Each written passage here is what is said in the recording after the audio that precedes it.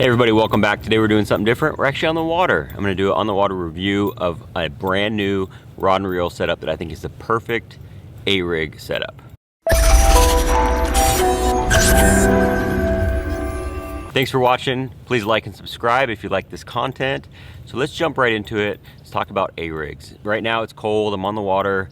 You know, it's actually warmed up quite a bit, but it was below freezing this morning. To me, that means Alabama rigs. You know, it's a time of year when the fish get grouped up, they're out deep chasing bait fish, and one of the best ways to catch them is an A-rig. You know, there's a lot of different ones on the market. I don't even know what brand this one is, honestly, but I really like throwing them, especially this time of year. And I've done it for many winters, but I've never had a dedicated setup for throwing an A-rig. You know, I used to use a really big deep diving crankbait rod that had some backbone to it. I've used flipping sticks, I've used heavy pitching rods. I've done all these different rods and they worked, you know, they got the job done. But this year I got a dedicated setup for it, and that is the g.looms IMX Pro A-rig rod. So really like this. It's a 7.7, balanced throughout, but it really is the perfect length. It's not too long, you know, and I really like the handle length as well. It's got a backbone where it needs to be, and then it kind of tapers off so it has some give at the end of it. So you can work that A-rig, you can pulse it, you can do all those things, especially when you're watching your forward-facing sonar. That's a huge deal, is being able to get that bait to move without having a broomstick. You know, the flipping sticks will work, but you just don't have that little touch that you need to get that bait to flare and do all those things to trigger bites, especially when one is following it. So I really like that. And you know, you really can't say enough about g.looms and their quality. You know, I've had IMXs. I think this is the third generation that I've had. It's a new one. It's the IMX Pro. You know, I've had the old school GL2s and GL3s and GLX, but I think the IMX is really underrated. It's still a high-end rod. You know, they're not cheap by any means, but they're a really good quality rod.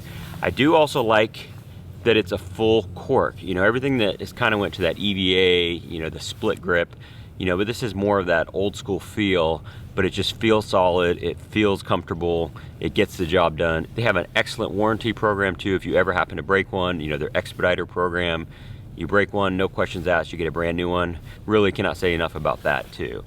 Now, what I have on this is a bigger reel. This is a Corrado 300. So I think that makes a big difference in casting distance. You know, I got 22-pound Seaguar Tatsu on here. You can still cast it very well. It can handle those big lines, big baits, big fish, hopefully. You know, it does all those things. It's a beast of a reel.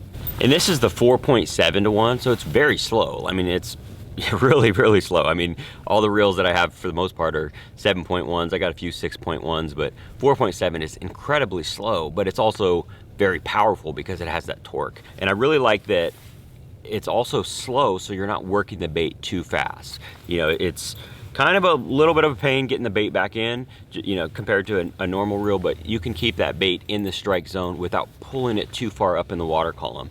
Again, going back to that forward-facing sonar, that is so important. Keeping the bait in front of the fish, having that tip to be able to work the bait just slightly without pulling it away from them too much and making it look unnatural. I mean, it already looks unnatural, but you know, having as much of a natural presentation and natural action comes from having that tip on that rod. It bends in all the right places, and that slow gear ratio. So I think I have finally done it. I have found the perfect A-rig setup. The g.looms IMX Pro A-rig rod, the 7.7, and a Corrado 300. You know, pair it with some 20 to 25 pound fluorocarbon, good A-rig, good swim baits, and you got everything you need. So I'm gonna go back out and fish because it is perfect time for the A-rig.